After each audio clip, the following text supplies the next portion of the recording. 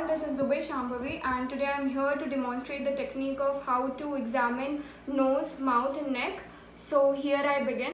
So now I am going to begin with the nose examination technique. So for this technique today my patient is Mr. Narinder. So I have your permission for this? Yes. Okay, thank you. I'm going to firstly tell you about the basic anatomy of the nose. So firstly, can you please remove your specs? So the upper third of the nose is supported by bone, whereas the lower two-thirds of the nose is supported by cartilage. So this one is the ala nasi and this is the bridge of the nose, whereas this was the tip of the nose. So now basically the air enters into the nasal cavity through anterior nares and which further opens into a widened area called as vestibule. So now I'll begin by inspecting the anterior and inferior surface of the nose. So basically I'll see any deformity or any asymmetry of the nose. So I'll see first the externally.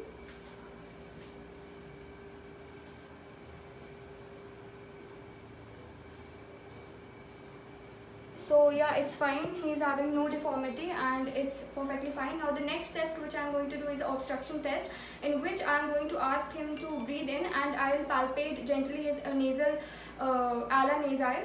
So yeah, can you please breathe in? Yeah, now again.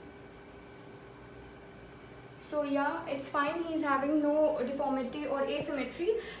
So the next test which I am going to do is to inspect the inside of the nasal passage. So for this I am going to use an otoscope and basically I'll insert this otoscope inside his nasal passage, and basically by doing this test we will note if there is any exudate or any perforations or any swelling inside the nose, and we'll also see the inferior and middle turbinate and the nasal septum and the narrow passage through inside the nose. So yeah, so let's begin. So I'll basically tilt my patient's head and now I'll insert this speculum of the this otoscope inside his nose, and while inserting just make sure that you place it carefully so that it doesn't make contact with the nasal septum. So now I'm going to insert it.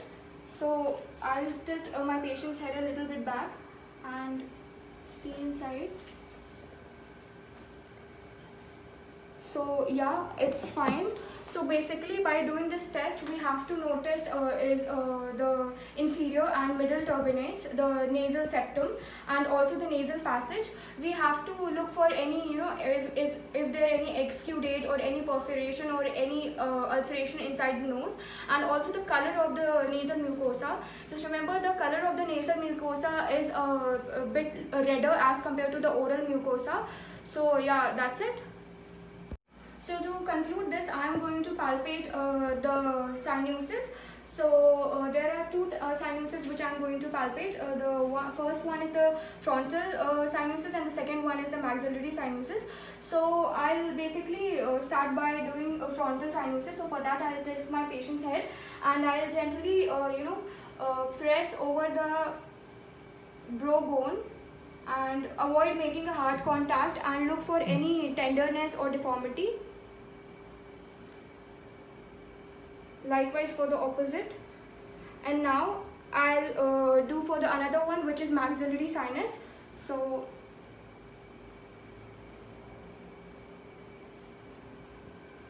there was no deformity, he was absolutely fine. The next test which I am going to do is a mouth examination. So in this, firstly I am going to examine externally his lips, then I'll go slowly internally his teeth, tongue, his oral mucosa, then I'll go for his pharynx, the anterior and posterior walls and all that. So basically if I talk about lips, then we have to see the color, the moisture and the texture of the lips, and also we have to look for any scaling or crackings of the lips. So I'll first begin with the lips examination. So yeah, so I'll just palpate a little bit and see. So yeah, it's fine. Now I'll see inside his mouth. Now this is the here, one second. So this is the you can see this is the gingiva, and this is the, here is the teeth, and this is the interdental papillae. So just remember that in light tone people, the color of the gingiva is pale or it is coral pink, whereas in dark tone people, the color of the gingiva is diffusely brown or partly brown. So we'll observe his teeth and the tongue and the anterior and the posterior walls as well. So, and the oral mucosa. So yeah, it's fine. He's having no ulcers or no, asymmetry in the tongue as well. So yes. So we have to observe the tongue properly. So for that, I'll ask my patient to open his mouth widely and protrude his tongue out. And basically, we have to look at if there is any deformity and the color of the tongue. So basically, the tongue is having a roughened papilla. And also, we'll look around the oral mucosa if there is any ulcers or any nodules. So I'll begin first with the tongue one. And also the tongue test is the test for hypoglossal nerve. So can you please open your mouth widely and protrude your tongue out. So can you please open a little more? Yeah.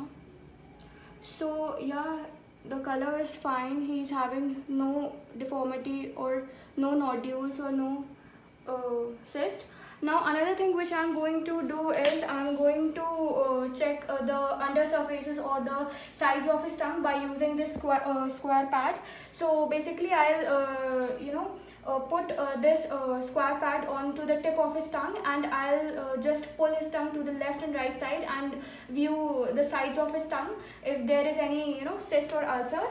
So can you please open your mouth? Yeah, just keep your tongue a little bit down, and yeah. So just open a little bit more. Yeah, the left side again, a little more now. Open. So yeah, it's fine. He's having no cyst or no nodules or no any problem. So it's fine. So now I'm going to inspect the interior structures of the mouth, like the pharynx, the uvula, the anterior and posterior pillars, the hard palate and the soft palate. So for that, I'm going to ask my patient to say ah or to yawn, so that he widens his mouth. And if I won't be able to see these structures, then I will use this tongue blade. So I'll gently press this tongue blade onto his tongue, and I'll see inside the tongue, so inside the mouth. So can you please open your mouth and say ah? Ah. A little bit, you have to widen. So since his tongue is creating a little bit obstruction, so now we are going to use this tongue blade. So open your mouth a little more. So yes, I can see the anterior and posterior pillars, and the uvula as well, which lie at the midline. So through this test, we will note the anterior and posterior pillars. We will note the position of the uvula. So it should lie at the midline, and also the color of the oral mucosa. So in my patient it was absolutely fine. And also look for any exudate or any perforations, like if he's having any infection. So yeah, that's it. So now I'm going to examine his neck. So for that, firstly I'm going to examine the external structures. So here below the mandible is the hyoid bone. Then here is you can feel here there is a superior notch, which is indicates the thyroid cartilage. Then below that is cricoid cartilage, and then here you can feel here is the thyroid gland. So yeah, here is the thyroid gland. So now to observe thyroid gland, we have to shine light tangentially over the thyroid gland, and we have to notice the lower margin of the thyroid gland. So here, so yes, here we can see.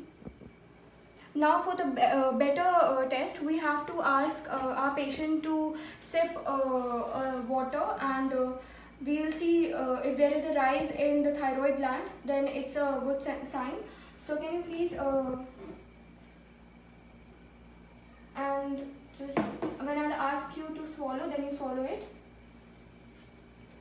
So yeah, please just swallow it. So yes, you can see there was a rise in thyroid gland, so it means it's fine.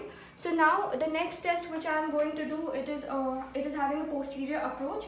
So for that, I'll go at the behind the patient, and with the help of my left hand, I'll displace his trachea towards the right side, and with the help of my right hand, I'll just palpate the lateral margins of the right lobe and see. So can you please flex your head a little bit? So just make sure that your forefinger should be below the cricoid cartilage. So here it is, and now I'll displace his trachea towards this side, and with my this hand I'm going to palpate here the lateral margin of the thyroid gland. So yeah, I can feel it between the displaced trachea and the sternomastoid muscle. Now I'll shift it towards the opposite side here, and I'll palpate the lateral margin of this side. So yeah, it's fine. I can feel similar both the sides. Now if suppose there is any enlargement in the thyroid gland, so for that we'll use stethoscope, and we'll just place this stethoscope on the lateral margin of the thyroid gland, and we'll hear sounds called as bruit. So basically these are somewhat like cardiac murmur, but they are having no cardiac significance. So now I'll go for that. So we have to place this at the lateral margin of the thyroid gland.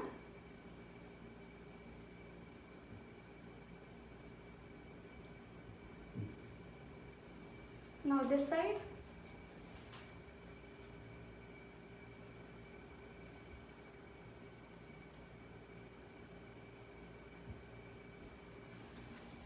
So yeah, it's absolutely fine, and also we noted that he's having no tenderness or no deformity in his this thyroid gland.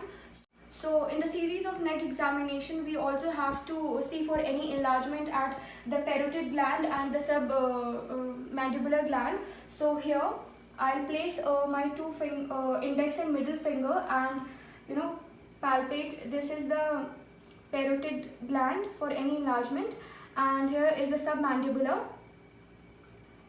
So it's fine, he's having no enlargement here, it's absolutely fine. Now I'll check and I'll palpate the lymph nodes. So I'll begin with the preauricular, then the postauricular, then this is the occipital. It's fine. Now I'll go for the tonsillar. Yes, now this is also fine. Then this is the submandibular. This one is the submantle. Here I'll see the superior cervical nodes. Okay, it's fine. Then I'll check the posterior cervical chain. So yeah, it's fine, he's having no cyst or no tenderness, it's shape. So basically we need to note that if there is any shape change or size change, or there is any delimitations, or there is any tenderness, or there is some kind of cyst, so my patient is absolutely fine. So yeah, this I have done with all my 3 tests. So thank you.